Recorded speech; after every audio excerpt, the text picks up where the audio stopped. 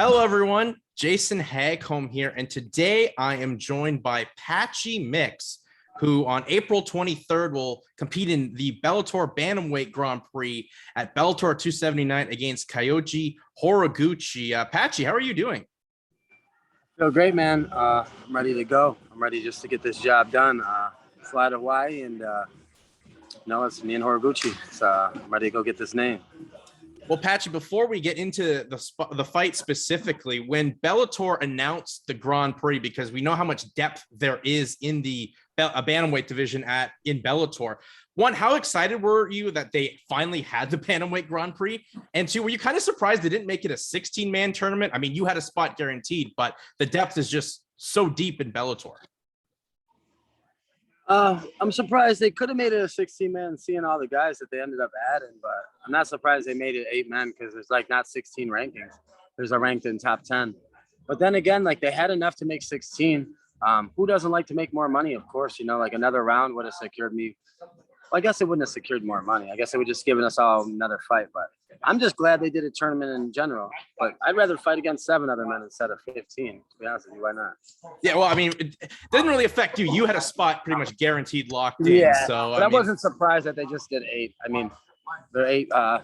They could really build off those 8 guys that were originally in here. We all have big names, so it would have been good. But I'm glad, they added alternates. I think, that all those other guys are deserving of spots too, just as much as us. So let's all just fight for that bone, $1 million. Who wants it? And what do you think of the status of the tournament now? I know obviously some names have fallen out of the tournament, like the champion Sergio Pettis, James Gallagher, a guy you just beat, fell out of the tournament, and some replacements in the wild card. What are your thoughts on the status of the tournament right now?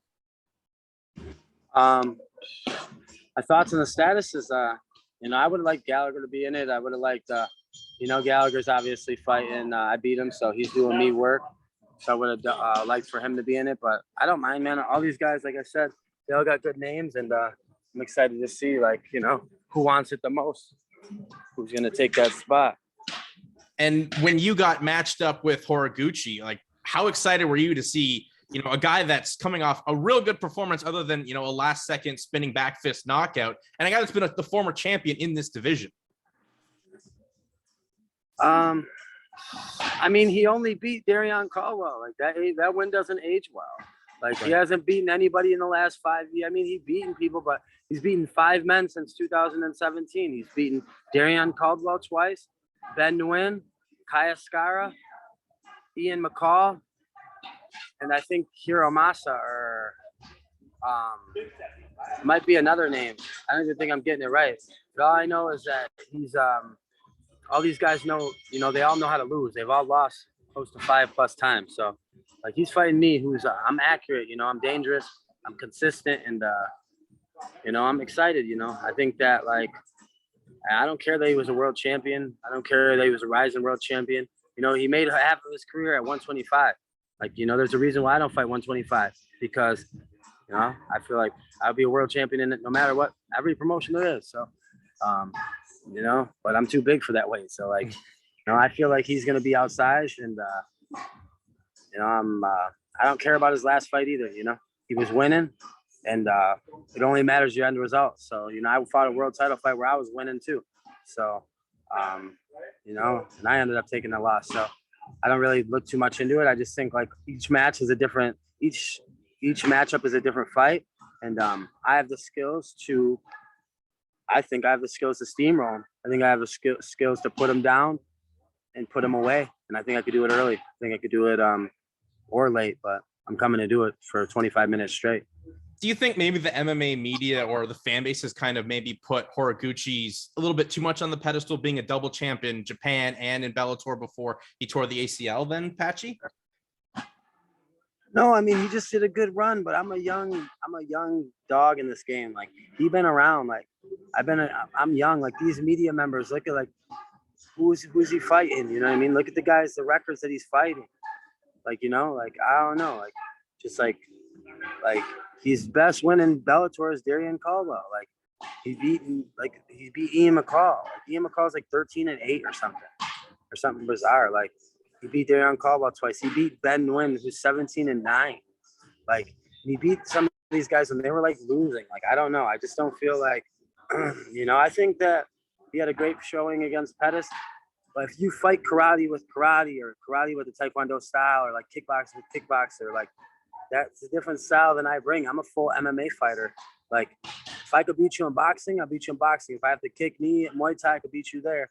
If I have to wrestle, I could beat you there. If I have to clinch, I could beat you there. If it's hard, I could beat you there. So it's like I offer too many things, and the fight will engage. And I feel like where he's been able to get off the hook on other guys, I don't think he will be able to get off the hook on me. Like I'm an absolute sponge on top. I'm a leech, and I've only taken that to the next level getting ready for this tournament.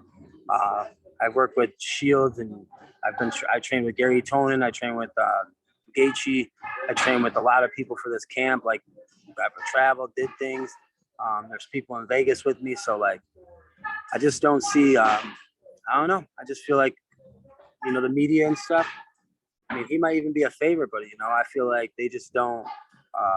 They don't analyze what it truly is. Like, go watch him fight Darian Caldwell and think if Patchy Mix gets in any of those positions, what happens? So, I watched a 25-minute fight where he was able to do that. And I know he's going to be moving around, but I'm not going to be chasing him. I'm going to be cutting him off and be putting him on the floor. And you touched on, getting your training. I know you spent a lot of time at Extreme Couture training with, as you mentioned, Jake Shields, Gary Tonin, getting some work in there with Randy Kerr. But you went and, as you said, trained in Denver with Justin Gaethje, and the level of high quality guys you're getting when Patchy. Like, what did you take from training with blending the styles from like a Gaethje to a Gary Tonin, who's a master in jiu-jitsu? Well, Gary Tonin, just me and him were like, we actually competed and rolled with each other in practice. Like, it wasn't just like me like sitting there learning from him, picking his brain. And then he gave me some things to take with me. Like, yeah, you did this well. So, I think this submission could work in your game type stuff. Sorry. All good. My phone. This submission could work in your game type thing. And because we trained together, we rolled like right there with each other. So it was like good rolling, good competition. It's very rare as me being, because I'm very high level in grappling, that I get that.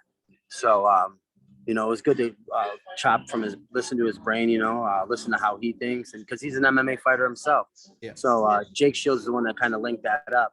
And then for Gaethje, I only went down there for about a week, but it was good to listen about his footwork, his tactics, stuff like that, especially because he's fighting for a UFC title. Just sticking to the same regimen that he was, because obviously, he's fighting for a world title, and I'm fighting basically this is a world title fight myself. So, but my thing was to go help them out for to try to be like a training partner that could give the look of like a submission guy, similar to who he's fighting. So it was good, it was good on my part to go out there and experience something new, be uncomfortable, and learn to be comfortable in the uncomfortable. It was cool. Trevor Whitman was there. He had a lot of good stuff about footwork and just tactics, man. Just so much knowledge. Yeah, and when you train with Trevor Whitman, right, you're sitting under the learning tree of MMA and just, what you can do to get better and everything of that nature. Plus, Patchy, as you said, these fights are 5-minute rounds in this tournament, and you feel like you're fighting for a world title, and you fought for a vacant title before. Like, how much have you grown as a fighter and mentally and as a person since that fight with Juan Archuleta a few years ago? I was just a kid, man, I'm 2 years older. I'm wiser. I'm stronger. I'm faster. I was 26. I'm 28 now. I've only gotten better. They would have given me 10 fights. I would have found a way to win 10 fights. It just so happens I only had 2, and I've only had 30 minutes of time. But, man, that's one practice in my world. I freaking practice 3 times a day, freaking 6 days a week for 4 months straight since my last fight. There's no one, I don't think that – I don't know, man. I'm coming for this $1 million. Like, I've grown since that Juan fight. But more importantly, I've grown since my last fight. Like, I'll grow in the next week until I fight him. I'm getting better, and this is just my time, man. Like, I full-heartedly believe it in my heart. My heart of my heart's like, I'm a different class than this guy. If I put on a master class, this guy he gets taken out by me. He can't give up the positions he gives up. I'm coming out there to show the world that I'm the best 135 pounder in the world. You know what I mean? I believe it, and want to show it. Yeah, I think when you look at your side of the bracket too, Patchy, it's like if you get by Horiguchi, you take on the winner of the Magomed and the Barzola, but Magomed and whoever wins that wild card fight. So pretty much a good clear sailing for you to get towards that championship. Not to discredit, Magomed if you meet him per se, but the matchups work out well. And is that kind of the way you're looking at the tournament as well? Like, kind of piecing things together, or are you just solely focused right now on Horiguchi? I'm laser focused on it all, man. Horiguchi, the next three, I'm pardon my, I don't even want to swear on there. I'm laser focused on it all. Every single guy, I think Magomed comes out on top, and we meet in the semis. Unfortunately, I mean, we're both managed by the same guy, and Magomed and me have shared the mats together. I have nothing but respect for him. I was in the sauna with him a month ago, so it's like I got nothing but respect for him. But I really, truly believe that that's going to be the dog fight. I think that'll be the toughest fight of the entire tournament. To be honest with you, he's tough. Even though Stotts beat him in a 5-round fight, I don't think Stotts beats him. Of course, Archuleta has shown that he's beaten me in a 5-round fight too. So I want to write that one correctly. And, I have a tough way to do it, but it's going to probably be Horiguchi and then one of those guys, like you said. But I'm only solely focused on, I'm focused on the whole tournament and the other guys watching and studying. But the main focus for me right now is Horiguchi. It's next Saturday night, as it's so close. I don't look past them, I look through them, and this is a perfect chance for me to gain some momentum here. And, I really want to capture the name, and, his name is so prideful, and it's like monumental in the sports, the MMA world as 125 or one of the best guys from Japan.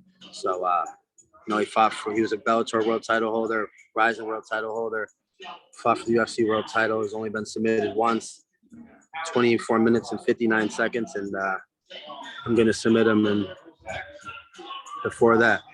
Is that the plan? Really, pretty much like you want to win to advance on, but if you get a submission, is that pretty much the cherry on top of advancing in the tournament? We're going in there to fight, man. I'm not going in there to run away. I'm not going in there to back down. I'm going in there to clash. It's either one of us are finishing the other, and I ain't been finished. I've never been dropped. So we'll see. I'm coming in there to finish him, and he damn sure I'm not letting him submit me. So we'll see. It's either one of us. They're going to expect action packs, and I'm bringing action pack. He can't run from me the whole fight. I'll tell you, he cannot run from me. I've learned it already. I'll cut him off. He doesn't have the wrestling defense that Juan did to just stop my takedowns. He doesn't have the grappling knowledge to stop me from advancing position. I put him on his back. He's going to be like a turtle, and I'm an octopus. It's going to be a master class. I envision it now. I'm doing things from a different level. If the sky's the limit, I'd be in outer space. So I'm thinking, there's no way. Let's see how he deals with the things that I have to offer. Well, Patchy, we all can't really wait to see what you do up against Kyoji Horiguchi next Saturday at Bellator 279. But before I let you go, obviously you spent a lot of time training out in Las Vegas, but you're a proud guy from Buffalo, New York. And right now, Buffalo and the sports landscape is really hitting some strides that we haven't seen in a while, with the Buffalo Bills looking like a real Super Bowl contender. The Sabres are turning things around, and the martial arts community, yourself, Solomon Renfrew, what would it mean for you to not only become a champion, but represent Buffalo? Yeah, we don't win nothing in Buffalo for shit's sake. I mean, honestly, our football team sucked our whole life. We basically never have won anything. So it's good. Now to have a good football team, to have, not all my friends just going to the Bills game on Sunday, just getting absolutely hammered, and then just watching the game, being disappointed, in a bad mood on Monday through Wednesday. So it's good, it's boosted the morale in our city. It's brought a lot of people together. Not really me, man. I'm just focusing on MMA and stuff like that. But Solomon and me, we're the both staples of MMA coming up from Buffalo. He's my little brother. He just stayed with me in Vegas, and he'll come back out after this fight. And I'm just trying to bring a world title back to Buffalo.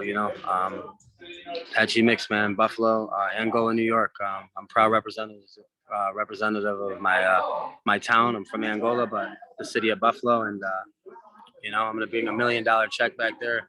I'm gonna help the local wrestling communities. I'm gonna help the martial arts community, and I'm gonna bring a world title home. So 2022, early 23, I'll be the Grand Prix interim Bellator world champion, and then I'm gonna secure to be the undisputed world champion. So that's my goal. Well, Patchy, I wish you nothing but the best on making that goal happen for yourself, for the city of Buffalo. And hopefully by that point, maybe the Bills will have a Super Bowl as well to match up with you being a Bellator Bantamweight champion. I know last year that 16, it was like 16 seconds. We got it. It's horrible. But all right, man. Thank you. I appreciate it too. And big shout out to my sponsor, Map Cargo. You know, they're keeping me loose, keeping me good for this fight. So I'm excited and I'm ready to go. Bellator 270. Let's go. All right, Patchy. Well, thank you very much for the time. And lastly, if you want to plug yourself out there on social media where people can follow you for all the updates for your camp and everything going into this fight. Just Instagram at Patchy Mix, on Facebook at Patchy Mix, and then Twitter Team Mix MMA. So get me on social media and follow it. Follow Team Mix. Let's go. All right, Patchy. Well, safe trip out to Hawaii and looking forward to your fight on next Saturday at Bellator 279 against Kyoji Horiguchi. Patchy, thanks for the time and hopefully get to chat to you in the near future again. Anytime, brother. Thank you.